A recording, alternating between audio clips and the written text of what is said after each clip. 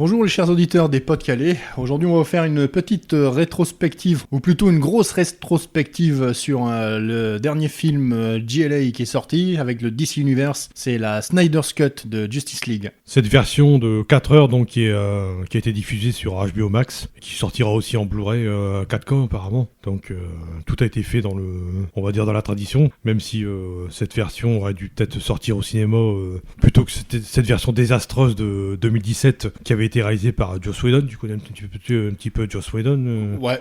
Bah d'ailleurs, ça a tout le truc dessus, c'était que Snyder et Whedon avaient deux visions différentes du film, sauf que Snyder a perdu sa fille, je crois, entre deux. Il y a eu un suicide, ouais. Du coup, c'est l'autre qui a dû reprendre le scénario, et l'autre qui a fait des coupes et a tranché, et puis... il a coupé, et puis apparemment c'était pas du tout le même film que c'était prévu. Disons qu'il a fait un film ce que j'appelle à la Avengers, un film beaucoup moins sombre, avec pas mal de blagues, pas mal d'incohérences aussi, parce que c'est vrai que cette version de Justice League c'était du n'importe quoi. C'était plus une version Super Friends de Justice League qu'une version Justice League DCverse. C'est bien résumé, c'est joliment dit, on va dire, mais on fait des blagues, on fait du Captain America, du Iron Man, puis on a un Steppenwolf qui était vraiment dégueulasse physiquement. Ouais, puis pas consistant non plus. Donc, un méchant qui était caricatural, il est pas beaucoup moins dans l'autre version, mais on expliquera pourquoi il est plus intéressant. Donc voilà, puis il y a des scènes d'action qui sont assez médiocres, on va dire, dans cette version. Ouais, puis dans la version de 2017, franchement, les scènes d'action, c'était moyen, quoi. T'étais moins pris dedans que dans la nouvelle version de Snyder. En même temps, entre 4 heures et 2 heures, il y a de quoi mettre plus de scènes de baston, on va dire, vraiment brutes que dans une version qui est un peu plus light. Puis la grosse polémique, c'était comme la moustache. La moustache de Carville. La moustache numérique. Avec cette scène horrible au début de la version 2017 où il était interviewé par un gamin sur un smartphone. Je sais pas si tu te souviens de cette scène. Non, mon cerveau a préféré l'oublier. Je pense que c'est la scène où on le voit le plus, où on voit que c'est vraiment c'est vraiment super mal foutu au niveau du rattrapage de moustache de Henry Cavill, parce qu'on voit vraiment qu'il y a un problème de raccord entre la bouche et le nez, quoi. Pas moi, je parle en termes esthétiques, mais c'était vraiment moche d'ailleurs déjà. Donc déjà c'est là le jarte, c'est déjà un bon signe. On donne déjà un premier avis sur la version de 2017 qu'on n'a pas du tout apprécié. Faut dire que c'était soi-disant une suite à Batman vs Superman, mais pour moi c'était un film différent, mais bon. Complètement différent. Je veux dire, en plus, il t'avait mis de la pression entre les deux personnages dans BVS, où tu sentais vraiment qu'il y avait des enjeux et des personnages bien travaillés, parce que tu pouvais prendre parti soit pour Wayne, soit pour Superman. Attention, on parle de la version, on parle pas de la version cinéma. On parle de la version de 2017. Là. Non, mais je te parle de BVS. Bientôt, il y a la version de 3 heures aussi. Ouais, mais je veux dire, dans la version qui est sortie au cinéma, on avait des enjeux... dans la version longue, par contre, on avait des enjeux qui étaient mieux expliqués, et puis ça... En gros, t'avais mis un acte mélodramatique sur tout le truc, et on t'avait mis des enjeux qui étaient plus là dans Justice League, en fait. Ouais. C'est-à-dire qu'après le développement de personnages dans Justice League, il n'y avait plus, quoi. Il n'y avait plus rien, et puis de toute façon, il y avait des personnages secondaires qui étaient complètement sous-exploités, quoi. Ils étaient quasiment figurants pour moi. Tu prends Flash, il était complètement figurant. Cyborg, pareil. Comic Relief. Cyborg, alors que c'était quand même le plus important du lot, on va dire. C'est juste le mec qui fait de l'informatique, quoi, c'est tout. Le geek ? Non, pas le geek, parce que c'est un quarterback quand même, mais je veux dire, c'était vraiment le côté mécanique de la troupe, quoi. Voilà. Et il y avait aussi l'arrivée de notre ami comment il s'appelle ? Comment il fait, lui, mon pote, je sais pas quoi, Jason Momoa, quoi. Alias Aquaman, quoi. Aquabro. Aquabro, c'est ça. On mettait en avant Batman et Wonder Woman, toujours joué par Ben Affleck et Gal Gadot. Et puis on avait aussi le retour d'Henry Cavill, mais c'était vraiment un retour mitigé, quoi, dans le Justice League 2017. Ce qui est un peu le cas aussi dans le nouveau. On va détailler tout à l'heure. Détailler plus tard. Ouais. Et on va peut-être attaquer par un premier avis, c'est-à-dire un petit peu revoir toutes ces scènes qui ont été modifiées, c'est-à-dire que dès le départ, on a une dramatisation de la mort de Superman, quoi. Ce qui est un peu plus normal. Il y a une continuité avec BVS, quoi. Exactement, là c'est une suite directe de BVS, ce qui n'était pas le cas dans la Justice League. Lui, il répand son cri de désespoir. Juste avant de mourir. Ouais, et il réveille en fait tous les boîtes mères autour du globe. Que Steppenwolf veut récupérer sur la Terre, quoi. Voilà comment ça se présente. On présente déjà, dès le générique, on présente déjà les enjeux. Là, du coup, ça devient des enjeux planétaires. Et du coup, le Steppenwolf, pourquoi il revient chercher les boîtes, tu comprends déjà mieux pourquoi il vient chercher les boîtes. Parce qu'en fait, les boîtes ont leur propre conscience, donc du coup, là, tu te dis, c'est un personnage en plus. C'est plus un accessoire. Il y a un premier truc, c'est que ils ajoutent un personnage qui est très important dans la mythologie du DC, c'est Darkseid, déjà à la base. Ouais. Donc Darkseid était évoqué dans l'ancienne version, mais il n'était pas montré. Là, on le voit en version numérique. Bon, je suis assez mitigé sur la représentation. Disons que c'est pas le même niveau graphique que Thanos, mais bon, ça se laisse regarder quand même. Ouais, bon, c'est un peu, je sais pas, c'est un peu dégueu des fois dans les effets Toi, spéciaux. tu penses que il fait plus bonhomme Michelin par moment Non, il fait plus, je sais pas, un mélange entre la chose des 4 Fantastiques et un paradémon, quoi. Ouais, enfin moi le design, j'avais trouvé qu'il était sympa, qu'il était fidèle à la version comics pour Darkseid, hein, je parle. Maintenant, au niveau de l'animation, je pense que c'est pas de la motion, je sais pas si c'est de la motion capture, mais on sent que le mouvement n'est pas, il y a des mouvements qui sont pas naturels quand on le voit. Enfin, on le voit très peu aussi, hein. Faut dire qu'il y a 2-3 scènes avec lui. Puis on le voit très peu en mouvement aussi. Hein. Donc ils refont, si on avance dans l'intrigue, on a déjà le fait que l'enjeu c'est quand même la survie de la planète, c'est-à-dire que on apprend que Steppenwolf a été un petit peu mis de côté parce qu'il a échoué dans une autre mission apparemment, ça ce qu'on savait pas. Voilà, lui ce qu'il cherche c'est la rédemption de son maître, hein, tout simplement. C'est la reconnaissance, et donc lui, il parle pas directement à Darkseid, il parle à son lieutenant qui est Desaad, qui ressemble un petit peu à Darkseid, hein, ils sont un petit peu de la même race, on va dire, d'Apocalypse. Bah, c'est des New Gods. Ouais, c'est ça en fait, en référence à Jack Kirby d'ailleurs, parce que Darkseid, je crois que c'est une création de Jack Kirby à la base. Donc lui, il est le lieutenant, il y a le Desaad qui est le lieutenant de Darkseid, et Steppenwolf, c'est le lieutenant de Desaad en fait, c'est ça, il y a une hiérarchie qui avait pas forcément dans l'ancienne version, quoi, tu vois, déjà, on pose un petit peu aussi les rapports de force. Ouais, donc puis on te met qu'il travaille pas pour son propre compte, ce qu'on pouvait croire au début dans le 2017. On croyait que Steppenwolf il marchait pour lui-même, mais en fait non, là il a la pression du résultat entre guillemets. C'est ça, la pression du résultat, comme tout bon fonctionnaire. Comme tout bon employé. C'est un fonctionnaire d'Apocalypse. Donc là, ce qui se passe, c'est que lui il récupère tous les 3 bots avec une certaine facilité, je trouve, mais bon, il se bat quand même contre les. Bah, il se bat contre les Amazones. Les Amazones qui sont désolé, mais le rapport de force il est complètement blindé là-dessus parce que tu peux pas lutter contre des mecs qui viennent de notre planète avec des arcs et des flèches. Excuse-moi, je sais pas, mais t'as pas vu toi En tout cas, les Amazones de Themyscira sont moins fortes que les Amazones du passé, tu veux dire. D'il y a 5000 ans. Ouais, parce qu'il y a aussi cette scène. C'est parce que je veux avancer progressivement dans l'histoire. Si tu veux. Donc on reviendra sur cette fameuse scène épique du millénaire, je vais dire. Donc il va à Themyscira pour récupérer la première boîte. Il va à Atlantis au moment où il y a notre ami Aquaman qui rend visite à Mera d'ailleurs. Et donc, il récupère aussi la boîte avec une certaine facilité aussi. Il y a cette 3e boîte qui est détenue par... l'humanité. Je sais pas si on peut spoiler parce que bon... par l'humanité, on va dire. Et c'est là que Wonder Woman... là, c'est une nouvelle scène, en fait, hein, quand elle jette la flèche pour prévenir Wonder Woman. Elle jette la flèche dans le temple d'Artémis pour dire qu'il y a un danger. Qu'il y a un danger. Et du coup, Diana, elle sait que si le temple d'Artémis a brûlé, c'est qu'il y a un problème. Et donc, du coup, elle enquête. Elle enquête, et puis elle découvre l'existence de Darkseid. Et elle raconte à notre Affleck, donc Bruce Wayne, le passé de la Terre, parce que c'est un peu avec l'âge des héros. Il y a un côté mythologique finalement dans cette scène. L'âge mythologique des héros et des anciens dieux. Où les humains, les Atlantes et les Amazones se sont alliés contre Darkseid pour empêcher qu'il terraforme la planète, quoi. Pas que, parce qu'il y a eu même un des Lantern Corps et même les anciens dieux, quoi. Parce que c'était pas. Tu parles aussi du Green Lantern qui se fait tuer en 5 minutes, là. Ouais, qui se fait exploser. Mais voilà, il y a quand même le Lantern Corps qui était dans le coin, quoi. C'est ça. Donc il y a aussi un projet à un état cosmique, on va dire que c'est une menace cosmique quelque part, vu qu'on a un renfort de l'extérieur, quoi. Ouais, d'accord, il y a un petit problème même là-dedans, c'est que Darkseid il se fait battre par quelqu'un où tu te dis pourquoi lui qui arrive à le battre, quoi. T'as remarqué aussi ce rapport de force qui est bizarre? Ah ouais, il y a un truc de bizarre dans le rapport de force, ça serait plus dans une partie spoil, mais il y a un moment tu vois le mec battre Darkseid, tu dis alors il devrait pas avoir de problème pour la suite normalement. Moi je trouve qu'il se fait battre facilement, là. Surtout par des mecs qui se disent bon, je veux bien que les Atlantes et les humains avec notamment avec les éclairs, là, je sais pas, c'était ça c'était les gods, justement. À la rigueur avec les éclairs. Mais tu te souviens de qui c'est qui a battu Darkseid quand même? Je me souviens que c'est pas un Atlante qui le... Non. C'est un viking. Non, c'est Arès. Ah, c'est Arès. Tu te dis, il y a un problème de force, du coup. Parce que t'as quand même Wonder Woman qui met une tannée à Arès. Ouais. Alors, du coup, elle devrait mettre une tannée à Darkseid, quoi. Enfin, si tu prends le rapport il y a un autre problème de toute façon entre Wonder Woman et Superman qu'on dit tout à l'heure. Je trouve qu'il y a pas un truc qui va pas non plus, là. Mais bon, pour revenir à cette scène, c'est vrai qu'il y a quelques défauts de rapport de force, hein, pour moi. Darkseid se fait trop facilement battre pour moi. Après, il était plus jeune, il y a 5000 ans. On va pas texter le fait qu'il était pas très expérimenté. Voilà, qu'il était pas expérimenté et que qu'il était trop jeune. Ouais, on va dire ça. Un peu 5 000 ans. comme Kong, tu vois. Comme con. Ouais. Voilà, donc on avance et puis voilà, tout se met en place. Et ensuite, Batman et Wonder Woman et Diana, ils ont décidé dans un premier temps, de recruter une équipe. Donc ils recrutent difficilement, je vais dire, moi.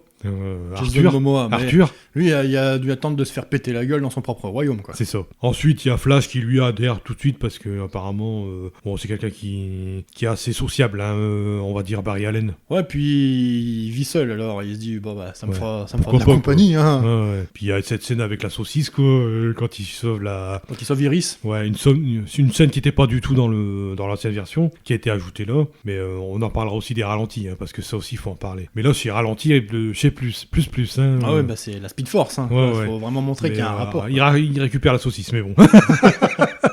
Je vais assister, bon, c'est un truc qui m'a fait. Bon. Donc, il recrute Flash. On a quelques blagues du style c'est quoi ton super pouvoir? Bah, je suis riche. Tu vois, ça, elle était déjà présente dans 2017. Il y a quelques blagues qui sont restées, il y en a d'autres qui sont dégagées. Tant mieux, j'ai envie de dire. Mais il recrute aussi. Diana essaye de convaincre Cyborg, donc je sais plus son nom civil à Cyborg. Stone. Avec Victor Stone, ouais. Que de se joindre à eux, lui un peu plus méfiant. Puis il y a cette relation avec son père qui est un peu plus développée. On revient un peu plus sur ses origines, ce qui ne faisait pas la version de 2017, quoi, en fait. C'est-à-dire qu'on voit que c'était un quarterback de génie et de talent. T'as un peu plus de développement personnel dans cette version-là. Ouais. En même temps, 4 heures, t'as plus le temps. Hein. Ouais. Il n'y a pas de souci là-dessus. Mais je veux dire, tu comprends mieux les personnages, du coup. Ouais. Même Allen, tu comprends. Même Barry Allen avec son père, tout ça. Avec son père, tu comprends où il veut en venir. Et je suis désolé, le pouvoir de Flash, tu vois que du coup, qui est hyper cheaté, son pouvoir. Quoi. Ça, on le verra au fur et à mesure du film. Hein. Parce que après, une fois qu'il a réussi à recruter tout ça, il y a un premier affrontement avec Steppenwolf. Où il y a le père de Victor qui est fait prisonnier, si tu te souviens bien, parce qu'il veut essayer de le faire parler pour savoir où est la boîte. Ouais, il a gardé l'odeur des boîtes mères, tous ceux qui ont côtoyé la boîte mère. Ouais, parce qu'il y a une odeur qui émane de la boîte, apparemment. La boîte, ouais. Du coup, les paradémons peuvent les retrouver. Apparemment, ça s'imprègne, les humains ils sont imprégnés de cette odeur, apparemment. Ouais, voilà, ce qui permet de retrouver tous ceux qui ont approché les boîtes mères. Donc il y a ce côté un petit peu animal, finalement, Steppenwolf, c'est-à-dire qu'il sent, tu vois. Ouais, et puis des paradémons aussi, parce que du coup, Enfin, je veux dire, quand ils arrivent à retrouver les gens et à les... Voilà, ça sort moins de nulle part, quoi. Donc Steppenwolf, c'est vrai qu'on n'a pas parlé de son apparence, mais avant il avait un visage qui était plus humain, qui était en motion capture. Là on voit l'espèce de finir un peu primaire, animal, tu vois. Ouais, puis avec une armure qui donne un peu plus avec envie de te méfier, quoi, avec des pics. Il y a un peu plus de classe, quoi. Il est plus imposant. Hein. Là, faut dire ce qu'il faut. Là, tu te dis il y a une armure, il sait s'en servir. Ses armes, c'est s'en servir aussi. Il n'y a pas besoin de ces paradémons pour. Il n'y a pas besoin des paradémons. Ouais, là, les paradémons, c'est de la main-d'œuvre, quoi. Ouais. Pour lui. C'est pas backup, c'est carrément de la main-d'œuvre. D'ailleurs, il y a une scène qui a été jartée, je sais pas si tu te souviens, c'est la scène entre Batman et le paradémon sur les toiles. Bah oui, parce que le rapport de force. Ouais. Donc voilà, quoi. Et puis le paradémon qui explose et qui monte le plan en explosant. Alors ça, c'est une boîte mère. Si t'as les 3, c'est la merde. Merci de l'info. Ça, c'était vraiment pour. C'était vraiment la falsité scénaristique de 2017. Ouais. Ça, c'est horrible. Whedon, quoi. La touche Whedon, on va dire. Donc, ils se rendent quand même compte qu'il y a Steppenwolf, ils pourront pas le vaincre à 5. Bah, il y a les Amazones qui ont essayé, là, ils sont fait écraser. Par exemple, il y a Diana, il y a Batman, il y a machin. Donc, ils sont à 4. Et puis là, ils se disent, il y a un rapport de force, il faut qu'on inverse la tendance. Ouais, donc il faut inverser la tendance. Donc, la solution, c'est qu'ils ont trouvé, c'est que d'utiliser la boîte mère pour faire ressusciter le cadavre de Clark Kent. Parce que Victor Stone leur a dit, il me semble de mémoire, que ça réinitialisait un être à l'état qu'on voulait qu'il soit réinitialisé. Ouais, donc c'est ça. C'est pour ça qu'ils arrivent à convertir toute une planète en paradémon, parce que ça, en gros, ça réinitialise la planète au niveau subatomique, enfin un truc dans le genre. Par contre, cette scène, il l'a pas dans la nouvelle version. Quand t'as la scène où il transforme tous les humains en paradémons, je sais pas si ça il l'a pas, mais c'est expliqué dans le truc. D'accord. C'est-à-dire qu'ils disent que si les boîtes sont synchronisées, eh ben la Terre sera pas terraformée, sera apocalypso-formée. Ouais, c'est ça, on va dire. On va dire adapté aux besoins, quoi. Adapté aux besoins de celui qui a mis les boîtes. Besoin de Darkseid, en l'occurrence. Donc eux, ils torchent l'expérience, mais ils sont pas sûrs que Superman reviendra tel qu'il est. Parce que ça réinitialise les cellules, mais ils savent pas pour son intellect qu'est-ce qui va se passer. Bon, puis il est mort, donc voilà, quoi. Puis Flash se sert de ses super pouvoirs. Ouais, qui ont déjà un peu plus de sens d'un coup. Parce qu'il peut utiliser la Speed Force pour créer des surtensions. Ouais. Donc du coup, il va créer une surtension dans la boîte mère pour la forcer à réinitialiser Superman. D'accord. Donc on est dans le vaisseau de Kal-El. De notre kryptonien préféré. De notre kryptonien favori. Ils le mettent dans l'eau avec son costard et tout. On Voilà. voit la photo de Kevin Costner d'ailleurs. Exactement, donc son de père, Jonathan Kent. Jonathan, ouais. Donc il balance la décharge, on va dire. Et puis ça marche. Entre-temps, il y a quand même Cyborg qui a des visions un peu apocalyptiques. Ouais, puis il y a le vaisseau justement kryptonien Ouais. qui discute avec Cyborg, parce que ce qu'il faut dire sur Cyborg, c'est que c'est un dieu numérique. C'est-à-dire tout ce qui est numérique, informatique, etc., il peut contrôler la planète au niveau informatique, il n'y a pas de problème. Missile nucléaire, il peut y aller. Donc du coup, il arrive à pirater entre guillemets le vaisseau kryptonien, parce qu'il peut se mettre en synchronicité avec lui. Et du coup, le vaisseau kryptonien, il lui dit quand même, si tu ressuscites Superman, voilà ce qui pourrait se passer. Ouais, donc il y a des espèces de versions un peu, de visions un peu cauchemardesques, on va dire. Notamment, on a Superman qui tient un cadavre, je suppose que c'est celui de Lois. Et ben, un carnave carbonisé. Après, t'as Darkseid qui pose la main, apparemment. Sur les Darkseid aurait le pouvoir de l'influencer, d'après ce que j'ai compris. Après, il y a les histoures de... Alors, en fait, c'est déjà une première scène qui te renvoie à la scène de ce qu'on appelle le Nightmare. Cauchemar de Batman. De Batman, où les deux, ils sont opposés, quoi, où Superman est passé du côté obscur, on va dire. Donc, il y a une première scène, et puis, bon, il ressuscite Superman. C'est vrai qu'on a oublié de parler un petit peu de l'état psychologique de Lois, parce qu'on a plus de scènes avec Lois Lane, qui est jouée par Amy Adams, et on a aussi le retour de la mère de Martha Kent, qui est jouée par Diane Lane. Martha, why you say that name? Donc Martha qui vient de, je sais pas, une ou deux fois voir, qui quitte Smallville, parce qu'elle vend la maison. Elle quitte Smallville parce qu'elle a perdu sa maison, et elle vient rendre visite à Lois alors que c'est pas Martha. Ouais, mais ça c'est un gros spoiler, ça. Un gros spoiler. Donc on en parlera tout à l'heure. Et ça, t'avais rien à foutre là, cette scène, quand c'est pas Martha. Elle est complètement... Du coup, ça pète tout elle est complètement maladroite, je trouve. Ça pète tout la symbiose qu'il y a entre les deux femmes. Ouais, c'est ça. Donc Lois, elle est plus dans un état de dépression, elle veut plus travailler au Daily Planet, parce qu'elle a perdu Clark. Bah, elle est dévastée. Hein. Elle va souvent sur sa tombe. Puis là, c'est super récent parce que Sur ça son fait pas monument, longtemps qu'il est mort. Ouais. Donc du coup, elle a pas eu le temps de faire son deuil et ça, c'est très intéressant. Donc elle va souvent sur le monument et puis elle repart. Puis c'est juste au moment où elle est en pleine ville que notre ami Cavill y arrive. Voilà, alors il a perdu son...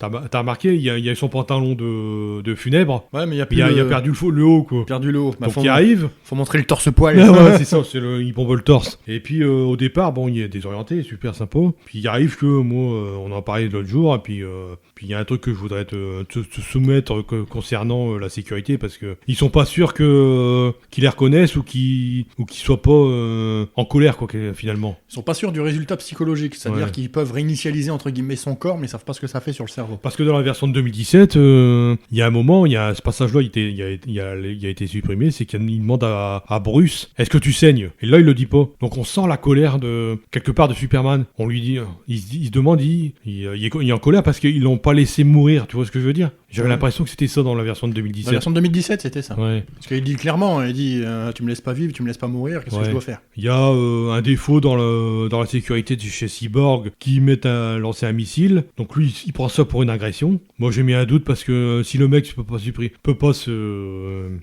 contrôler tous ces systèmes de sécurité et qu'il se met à tirer sur n'importe qui, ils ont pas fini, quoi. Ouais, bah c'est un flic américain, quoi. Donc toi, tu me disais parce qu'il avait été influencé par la boîte mère pour... comme il a dû rentrer en synchronicité avec le vaisseau kryptonien et la boîte mère, bon, ça a peut-être fait bugger le système. Ou alors il a fait une mise à jour Windows. Et puis, c'est une excuse scénaristique pour avoir une baston. Pour lancer la baston. Ouais. Mais c'est exactement comme celui de 2017. Ouais, donc moi j'aime pas cette scène déjà. Je trouve que bon, il y a un excès de cruauté dans le personnage de Superman qui a rien à foutre là-dedans, pour moi. Pour moi, ils ont essayé de montrer que Superman, il est Boy Scout parce qu'il a un vécu. Tu vois, là, il est réinitialisé, il sait pas qui il est, ça fait un peu comme Superboy quand il est réveillé. C'est-à-dire que quand Superboy est réveillé, il y a que 6 mois d'existence, donc il sait pas ce que c'est, donc il fait qu'en fonction de ses instincts primaires. Ouais, mais alors du coup, Superman, s'il fait comme ses instincts primaires, bah tu le cherches, il te casse la gueule. Il se défend, quoi. Là, c'est ça que t'as l'air de dire, c'est qu'il se défend. Non, du coup, il va te péter la gueule, il va te montrer que le plus fort c'est moi et me cherche pas, quoi. Ah ouais, tu penses que c'est une réaction d'ado, quoi?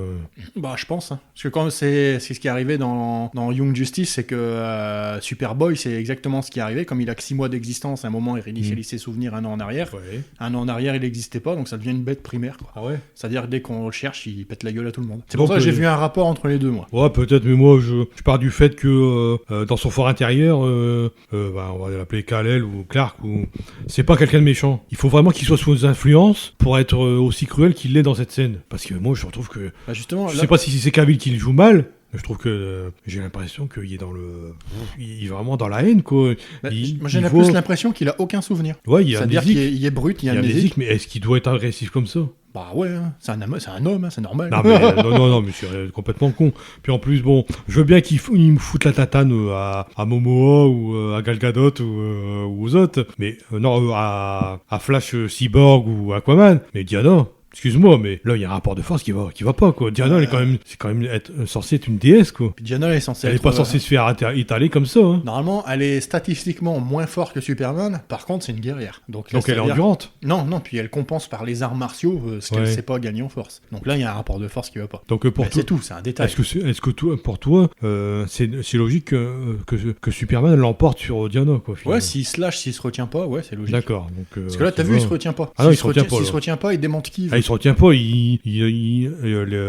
vision rouge, là, il détruit tous les véhicules, il détruit tout. Justement, c'est pour faire moi, je pense que c'était surtout pour faire le rapprochement avec la vision cauchemardesque. Le Nightmare, là, avec le Nightmare, ouais. Parce que regarde, dans le Nightmare, il se retient pas parce qu'on suppose que Lois est décédée. Ouais, mais là, il est sous influence. Voilà, mais s'il se retient pas, voilà, tu t'arrêtes pas Superman. Et là, t'as vu, il se retient moins, jusqu'à ce que Lois arrive, où ça lui lance un déclic. Mais bon, c'est un petit peu... Comme c'est pratique. C'est à l'arrache, quoi, quand même. Ah bah, c'est à l'arrache comme dans celui de 2017. Parce que là, il était prêt à disperser Batman, hein. On le voit, il se mène, et puis ses yeux ils viennent rouges. Puis il lui tire dessus, hein. Mais moi, il y a un truc, tu vois, je réagis par rapport à... Après, va peut-être falloir arrêter de bloquer là-dessus pendant 15 minutes non plus. Mais par rapport à BVS, c'est un dernier point avant qu'on passe à une autre scène. À BVS. Quand t'es pas sûr qu'un mec, il revienne comme il est, que t'as l'arme pour le paralyser, je sais pas moi, Wayne, il sait bien que le mec pète les plombs. Par exemple, Superman pète les plombs, il commence à tout détruire. Il y a qu'une seule arme qui peut l'arrêter. Il peut pas avoir un échantillon de kryptonite sur lui. Encore une fois, ça se passe quelques jours après la mort, entre guillemets, de Superman. Ouais, mais t'es quand même en alerte, tu te dis. Si ça marche pas, il faudra un plan de rechange, quelque chose, pour l'arrêter. Là, il y avait rien, là. Il était prêt à se faire désintégrer. C'est le rôle de l'urgence. Bah oui, mais il aurait pu prévoir... Non, t'as pas compris ce que je voulais dire. Non, je vois où tu veux en venir. Ouais. Ça marche dans un comics, ça marche pas dans un film. Il arrivait à le battre avec la kryptonite qu'il y avait dans BVS, l'autre il était quasiment à genoux. Il aurait pas pu prévoir une espèce d'arme avec la kryptonite au cas où ça a dégénéré, quoi, tu vois ce que je veux dire. Bah pas dans l'urgence, je suppose que non, mais après si, quand même. Après ça reste un film. Si tu veux ressusciter quelqu'un, je vais pas tergiverser, mais bon, pour moi, il aurait fallu avoir une arme de dissuasion pour pas le contrôler, mais l'arrêter, parce que s'il pète les plombs, il commence à tout détruire la ville ou à tout raser, l'armée ne pourra rien faire, et c'est tout, quoi. Moi, il y a un truc qui va pas, quoi. Moi je réagis au niveau comics, au niveau, tu vois, par rapport à BVS, moi je trouve qu'il aurait été logique que Wayne, il y ait de la kryptonite sur lui, et qu'il s'en serve le moment venu, tu vois. Mais peut-être qu'il l'aurait pas eu, parce qu'il l'aurait vu, hein, il aurait peut-être vu au niveau de la vision X, mais qui aurait pu s'en servir d'une autre façon, tu vois. Moi je réagis comme ça, mais c'est tout, quoi. Parce que j'aime pas cette bagarre, donc j'essaie de trouver tous des trucs qui vont pas. Donc allez, on va passer à notre scène. Donc Superman revient, donc Lois le rappelle à son humanité, on va dire, et ils vont à Smallville, parce que lui apparemment il se souvient d'un coup qu'il doit aller à Smallville. C'est ouais, parce qu'il l'emmène. D'ailleurs, il fait Mach 1 avec quelqu'un dans les bras, elle meurt pas, mais bon, on en reparlera plus tard. Ça, il y a un problème parce que l'histoire de ce qu'on appelle, je sais plus, la pression qui est exercée dans les airs.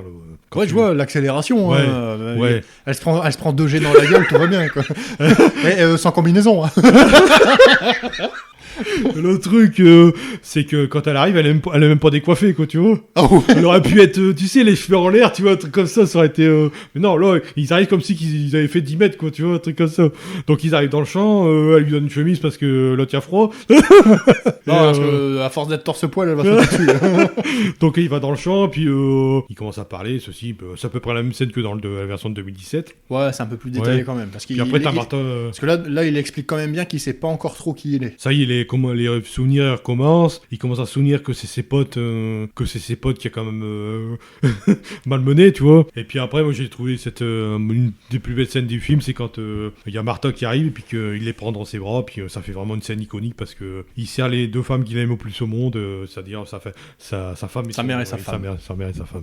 Donc ça c'est une très belle scène du film, je trouve, qui était pas dans la scène de 2017 d'ailleurs, dans la version de 2017. Donc lui, il reprend ses conscients, il reprend le le fait que c'est le sauveur de l'humanité et qu'il faut qu'il fasse quelque chose pour aider ses potes. Donc il retourne à la forteresse de solitude. On voit cette scène qui est nouvelle aussi. C'est il y a les différents costumes de Superman. Même le costume, il y a même un costume... Une espèce de scaphandre là. Ouais, c'est ça, ouais. Bah, c'est la Jorel. C'est la Battle Suit, je crois, ça d'ailleurs. Je sais plus, mais bon, il y a un peu de geekerie, on va dire, dans cette scène, c'est-à-dire que... Fan service. T'as le costume de Man of Steel, t'as le costume de BVS, puis t'as son fameux costume noir qui plaît tant aux fans, tu vois. Ouais, qui est censé lui donner plus d'apport énergétique. C'est ça. Quand il va au soleil, en fait, son costume, apparemment, il a rechargé, je sais pas. Donc il est plus fort, quoi. Alors, il devrait sortir des trucs comme ça pour les iPhones, parce que ça permettrait de le recharger un peu au soleil. Avec des pépites de cristonique dedans, tu sais.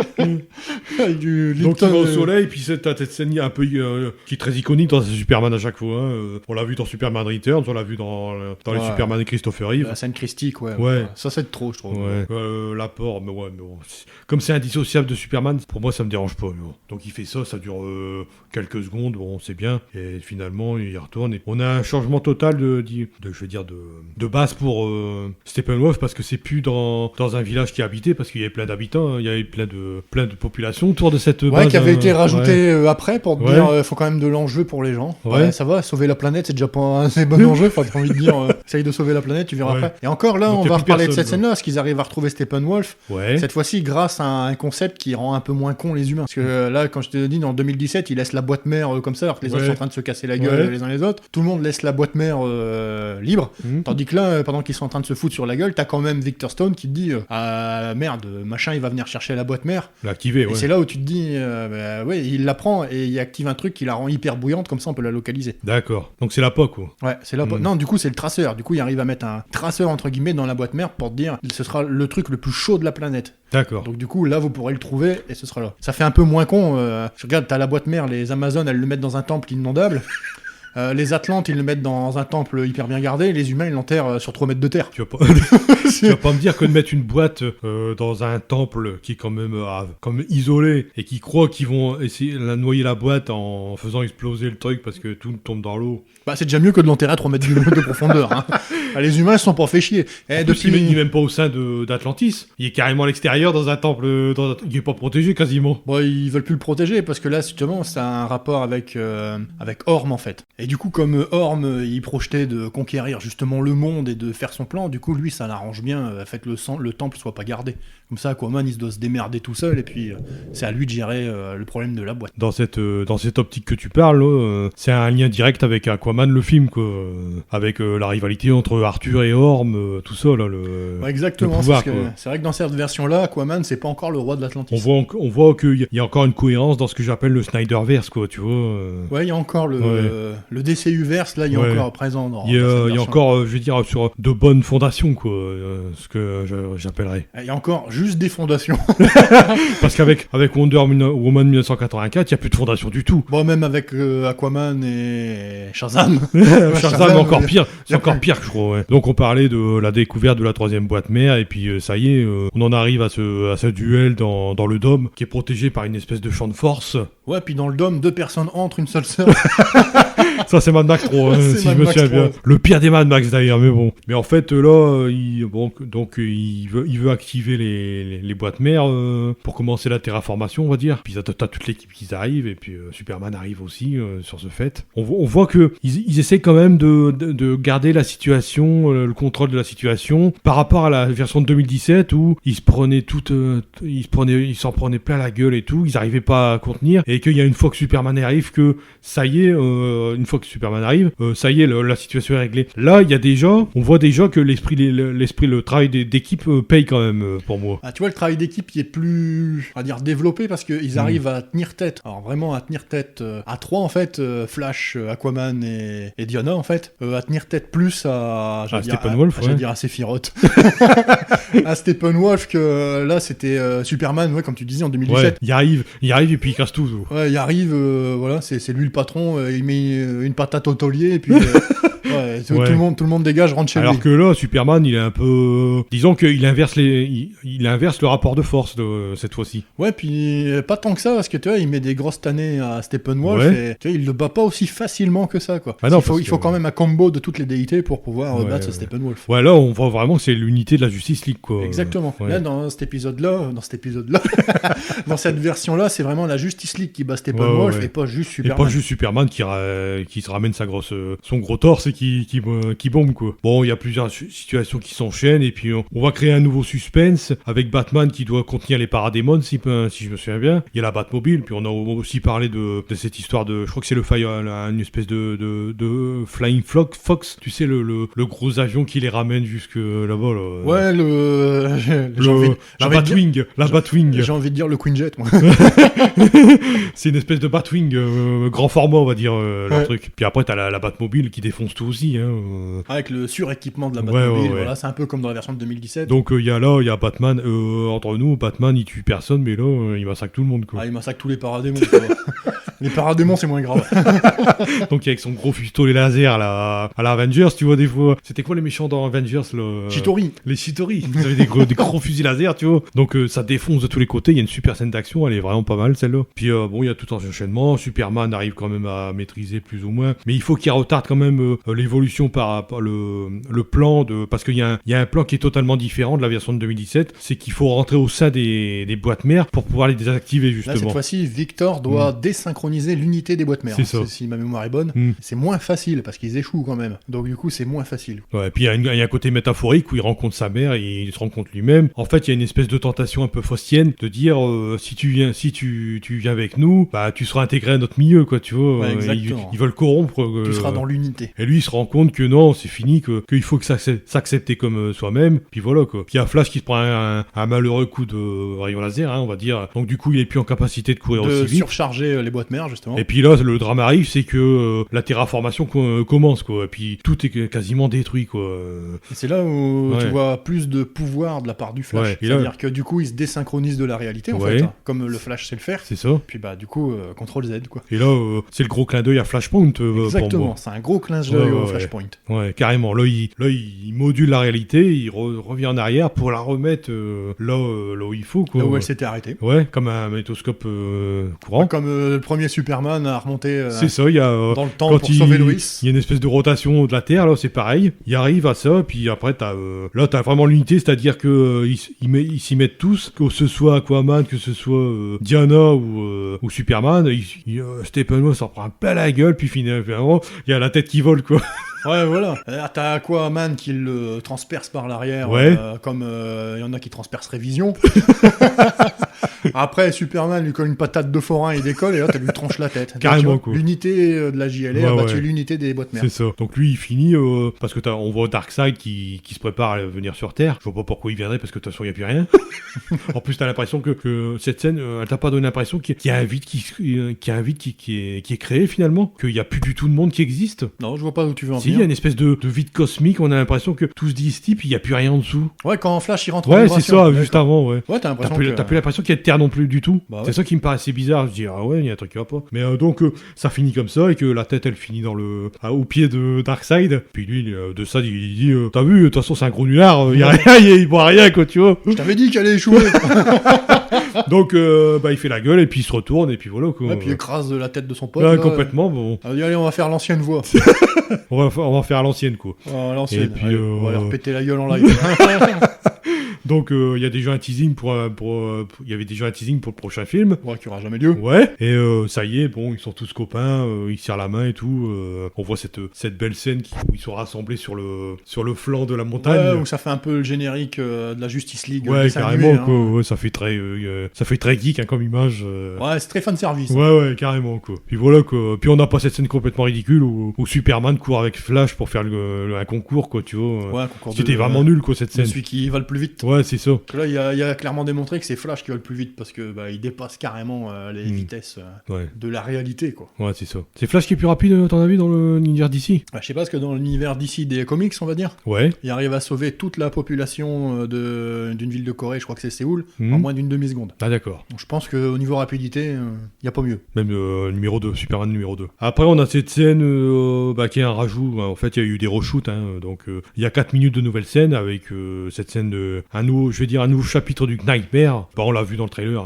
Ils ont complètement tout dévoilé dans le trailer. Tout dévoilé. C'est ça que je trouve que c'est complètement con. Donc, on a Mera, on a Deathstroke, je crois. Deathstroke, Mera, Batman, il y a Flash Cyborg, avec son armure. Flash en armure. Ouais, Cyborg. Il y a Batman version Nightmare. Et puis, la surprise du film, c'est le Joker. Notre ami Jared Leto qui s'est évadé de Suicide Squad, quoi. Mais bon, j'ai trouvé meilleur là que dans le Suicide Squad. Mais bon. Il fait plus Joker paranoïaque que dans Suicide Squad. Un peu le maquillage à la Heath Ledger, tu vois, dans The Dark Knight. Plus décomposé, moins on va dire, moins sex gang... symbole. moins gangsta, tu vois. Moins gangsta moins sex rappeur, symbole que dans Suicide Squad. Ouais, complètement. Donc on est un peu plus dans le Joker raccord du comics, quoi. Ouais, le Joker complètement malade, quoi. Donc on voit il y a des tirades entre Batman et Joker qu'on verrait dans un comics. C'est-à-dire que Batman lui dit je vais te tuer, je te jure que je vais te tuer, quoi. Et l'autre il commence à flipper, quoi. Il dit tu rigoles, hein. Ouais, j'y ai cru. Ouais, j'y ai cru, mais je crois que Batman il veut le faire, il veut vraiment le faire, hein. On se rend compte que c'est un cauchemar, mais est-ce que pour moi c'est la vision ce que j'appellerais d'un univers parallèle. Ah non, mais c'est clairement expliqué. Parce que même le Joker lui demande dans quel univers parallèle. On m'a dit que c'était une vision du futur. Non, parce que le Joker il lui demande dans quel univers parallèle il a pas tout foiré. Donc il dit dans quel multivers t'as pas tout foiré. Ouais, c'est vrai qu'il y a une notion du multivers, j'avais pas retenu. Mais donc on va dire que c'est une vision du multivers qui est très noire, vu que Superman est un suppôt de Darkseid quasiment, donc il extermine tout le monde, et à la fin il arrive avec ses yeux rouges, quoi, si je me souviens bien d'ailleurs. Il est prêt à sa vision thermique, prêt à les désintégrer, quoi. Prêt à dégainer. Ouais, complètement. Donc ça se termine là, il y a Ben Affleck qui se réveille. D'ailleurs on voit que Ben Affleck a maigri dans cette scène, je sais pas si t'as remarqué. Ouais, il est un peu plus mince. Ouais. C'est une nouvelle scène qui a été tournée l'année dernière. Et puis là on a le gros spoiler de fin. Déjà on l'avait vu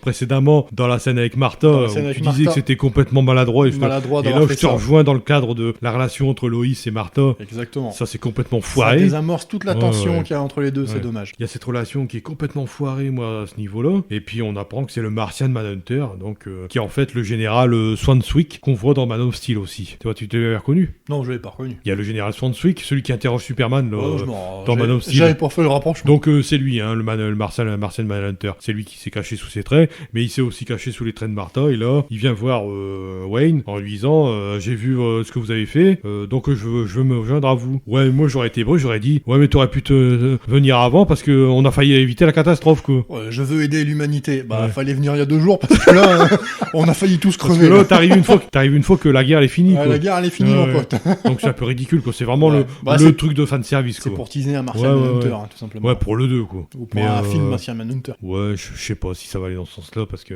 Non, ça n'ira nulle part. Là, après la Snyder Cut, il n'y a plus rien.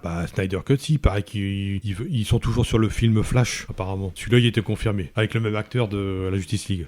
Je sais pas si j'aurais été le voir au cinéma, s'il aurait duré 4 heures. Enfin, dit le mec qui a vu la version longue de Alicia des Anneaux. Les trois, exactement. Mais tu comprends beaucoup mieux où Snyder voulait en venir que plutôt l'autre où le film il partait. Il y a plus de cohérence dans le scénario, quoi. Beaucoup plus de cohérence. Et puis on va dire que on peut dire aussi que Avengers Endgame durait plus de 3 heures, si je me souviens bien, ou pas loin, quoi. Ouais, et pourtant Endgame c'était pas le mieux réussi. Ah non, moi je préfère regarder Justice League version longue qu'Avengers Endgame. Il y a beaucoup plus d'enjeux et de scènes intéressantes. Ouais, tu vois comme quoi la vision d'un réalisateur, ça peut tout faire dans le film. Ouais, parce que c'est vrai qu'il y a eu cette longue campagne. C'est un peu grâce aux fans que cette version elle s'est montée. Entre guillemets, je dirais grâce aux fans et grâce au Covid. Parce qu'à mon avis, il y aurait c'est un moyen de faire rentrer du blé dans les caisses en plus, tu vois. Ouais, je suis sûr que c'est ça. Il fallait avoir une espèce de gros blockbuster pour HBO, quoi. Tu vois ce que je veux dire. Rentabilisons et faisons un gros blockbuster de la mort et tu le sors en HBO Max comme ça. T'as même pas à produire les droits cinéma et puis comme ça, l'argent il rentre, quoi. Mais il paraît que j'avais entendu que ils avaient eu les mêmes résultats que Wonder Woman, c'est-à-dire sur HBO Max. Ça avait pas ramené autant de public qu'il espérait, quoi. C'est ça. De toute façon, les sites de stream ramènent toujours moins de public que les cinémas. Mais là, en ce moment, bon, c'est un peu mort les cinémas. Bah non, mais bon. Je veux dire, quand t'as un bel écran à, je sais pas, 1500 € par exemple, et que tu peux regarder un film comme ça, bon, t'as pas la sensation cinéma, je suis d'accord, mais quand t'as un home cinéma qui pète bien, tu peux retrouver au moins la moitié des sensations, quoi. Ouais, mais j'ai dû me faire mes popcorn tout seul. D'ailleurs, bon, je sais pas ce que tu penses de ce format carré, parce que c'est un peu c'est pas choquant, mais c'est un peu atypique par rapport à tous les films qu'on peut voir en 16:9, quoi. Ouais, puis c'est un peu dommage, moi j'ai un bel écran 16:9, j'ai dû regarder avec 2 morceaux coupés. Bon, donc quand t'as l'impression de voir un film, parce que dans le temps, il y avait il y a beaucoup de films qui étaient encore en 4 tiers, on va dire. Et là, t'as un film en 4 tiers, mais un film épique en 4 tiers, tu vois. Donc t'as l'impression de regarder un téléfilm, quoi. Non, puis un film épique en 4 tiers avec des effets spéciaux, franchement, là. Ah ouais, oui. J'ai pas vu de fond vert dégueulasse, non, j'ai mal regardé. Et ouais, bah du coup, bah c'est pas grave, hein, c'est en 4 tiers, mais ça te mange une bonne partie de l'écran. Mais c'est quand même atypique, tu vois, par rapport. Très atypique. Hein. Ouais, ça se démarque des autres films, parce que les autres films comme Man of Steel ou BVS, bah ils sont en 16:9, quoi, ils sont dans le format cinéma. Puis là, t'as un film qui est au format télévisé, quoi, tu vois, un truc comme ça, quoi. C'est un téléfilm. Ouais. Bah, un téléfilm de luxe, hein, attention. Téléfilm de luxe, je sais plus à combien c'est les budgets, mais ça doit être dans les 70 millions de dollars, un truc comme ça, plus que ça peut-être. Ouais, ça vaut mieux que Mosquitoes. On n'est pas comme ça, quoi, mais c'est tout, quoi. Mais voilà, quoi. Mais 4 heures, je vais pas dire que ça passe tout seul. Moi, je la regarde en 2 fois. Il y a des longueurs quand même. Ouais. Je l'ai regardé en 4 fois. À 4 fois, toi? Bah, à chaque chapitre. Comme ça, je me crée un cliffhanger suspense pour le lendemain. Ouais. Mais moi, je voulais aussi je voulais vraiment faire les 4 heures d'un coup, et puis je me suis dit, non, je vais quand même faire une pause entre deux, parce que c'est trop long, et même si c'est passionnant et que tu as envie de savoir ce qui va se passer. Mais disons que c'est pas un grand film, mais c'est dans l'univers du DCEU, c'est quand même un film marquant, quoi. Eh ben moi, je vais te rejoindre. C'est pas un grand film, mais c'est un grand divertissement. Ouais, c'est pour être honnête. Ça comprend quand même plein les yeux, et t'as clairement l'impression qui est très amoindrie d'être pris pour un con sur la Ligue. C'est ça. Et est-ce qu'on peut peut-être faire une espèce de, pas de top 5, mais de dire, pour toi, quel est le meilleur film du DCEU, par exemple? Alors, si je prends comme exemple... Ah bah pour moi, ça reste Suicide Squad. Je m'attendais au troll, mais c'est pas grave. On est le 2 avril, donc il y a un peu en retard, mais il faut l'excuser. Il y a Man of Steel, ça commence par Man of Steel. Il y a eu Batman vs Superman. Il y a eu The Suicide Squad. Il sera dans on a eu Justice League 2017. On va oublier la version de 2017 toute pourrave. Il y a Shazam. Oh, Shazam, putain, je l'avais oublié celui-là. Il y a et les 2 Wonder Woman. Ouais, il y a Bird of Prey aussi. Ah oui, c'est vrai. C'est vrai que quoique je sais pas, des fois il y a pas d'univers partagé là-dedans pour moi. Il y a que Harley Quinn, c'est tout. Bah ouais, quasiment. Sinon il y a pas parce qu'il parle pas de Batman ni rien. Voilà, il y a tous ces films. Quel est le meilleur pour toi? La Snyder's Cut. C'est le seul où je me suis moins fait chier. Mais parce qu'il est récent. Faudrait que je les revoie tous, sinon. Parce que BVS, j'avais pris un bon truc. Et après, c'est vrai que Man of Steel, ça faisait du bien de voir un Superman plus fragile, en fait. Bah moi, je vais mettre Man of Steel en tête de ça, tu vois. Après, je mettrai certainement BVS. Je sais pas, j'ai une préférence pour BVS. Version longue, alors. Ouais, même si ça me dérange beaucoup qu'ils aient mis le combat contre Doomsday, qui pour moi devait arriver beaucoup plus tard dans les films, même après Justice League pour moi, parce que par rapport à la continuité du comics et le fait que Superman ait très peu de passif finalement. Ouais, mais c'est parce que t'es un fanboy comics, toi. Mais sinon, non, pas comme ça, mais bon. Non, sinon c'est trop enchaîné dans le film. Ouais. C'est-à-dire que cet enjeu-là, plus cet enjeu-là, plus cet enjeu-là, et puis t'arrives à Doomsday, tu sais pas trop comment, et puis t'as Diana qui arrive, tu sais pas comment. Le problème, c'est que dans BVS, t'as l'adaptation ils prennent une partie de Dark Knight Returns de Frank Miller, ils prennent ça, et puis ils t'enchaînent sur la mort de Superman. Donc moi je trouve que ça va pas, quoi. C'est rapide, c'est trop rapide. L'enchaînement il est pas bon, quoi. Faudrait une version de 4 heures. Oh Snyder, si tu nous écoutes. Après t'as la Justice League, et puis après t'as plus rien. Ouais. Parce que j'ai oublié Aquaman aussi dans la liste. Ah ouais, putain, on oublie Aquaman. Ouais. Et Bird of Prey, moi, je le mets en moins 20. Si je sais plus combien de films, mais si on est à un top 10, bah Bird of Prey c'est le dernier, c'est obligé. Là, c'est encore après. Donc je le mets encore après le nouveau The Suicide Squad de James Gunn. Je mets dans mes top 3. Il va peut-être être plus mauvais que Bird of Prey, on n'en sait rien. Oh, bah, je sais pas. Hein. Ça, Ouais. on verra. Ah ouais, le dernier Suicide Ouais, Squad. c'est ça en fait. Ah, ça, je suis pas pressé de le voir. Ouais. Ah, Bon, putain. peut-être enchaîner sur ce trailer vite fait là où. Bon, alors, vite fait, parce qu'il n'y a pas Ouais. grand-chose à raconter. Non, y a pas. Vu qu'on est dans le DCU. Voilà, bah, je sais pas. Non, mais moi, j'aimerais bien le voir quand même, ce Suicide Squad, parce que pour une fois que le DC Universe arrive à se renouveler un petit peu. Non, je déconne, ça a l'air d'être une grosse bouse. Ça a l'air d'être une grosse merde. Alors, je vais raconter un petit peu comment ça s'est passé notre premier échange sur ce trailer parce qu'il faut le partager. Hein. Tout se partage maintenant, que ce soit par Facebook, par Instagram, enfin les réseaux sociaux.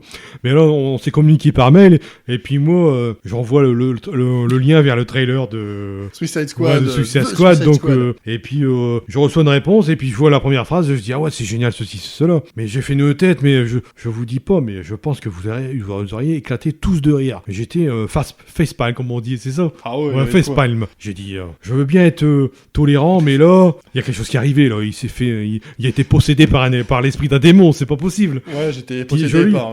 Je lis la deuxième phrase et là, je vous jure que mon rythme cardiaque il est redevenu normal, tu vois, le truc. Quoi. J'étais possédé par Trigon. Ouais. Donc il m'a fait un gros troll.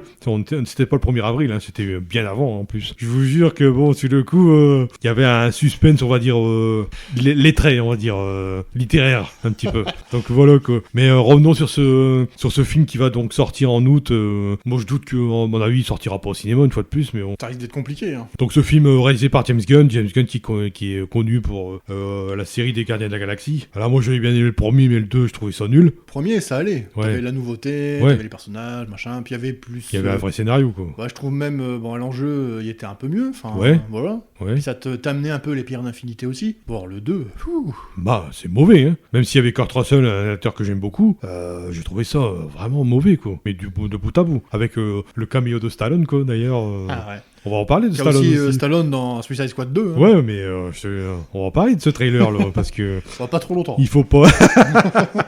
Donc, quelques mots, quand même, parce que... de James Gunn, avec dans les rôles principaux, bah, Margot Robbie, bien sûr, dans le rôle d'Harley Quinn. Hein. Ça fait la 3e fois qu'elle l'endosse. Je sais pas si elle va pas faire un Harley Quinn par an aussi, elle, parce que apparemment sa carrière n'a pas l'air trop de décoller non plus. Le Harley Quinn Universe.